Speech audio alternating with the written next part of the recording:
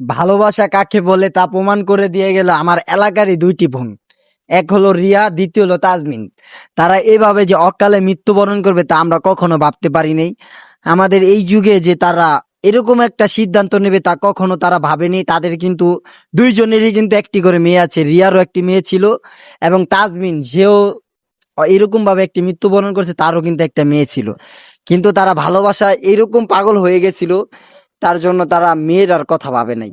তাদের মেয়েদের হাহাকারটা শুনে আমার নিজেরই অনেক কষ্ট লাগে ভাই। জানেন যে এইভাবে তোরা এরকম ভাবে একটা মৃত্যুর স্বাদ বরণ করবে অল্প বয়সে, তা আমরা কখনো ভাবতে পারিনি।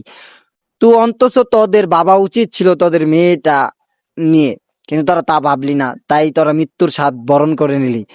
তাই বলবো যে আমার এলাকার দুটি বোনই অকালে মৃত্যুবরণ স্বাদ করেছে, তো তাদের জন্য সবাই দোয়া করবেন।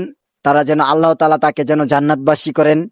আজকে আমাদের এলাকার তাজমিন মারা গেল, কিছুদিন আগে আমাদের রিয়া মারা গেছে।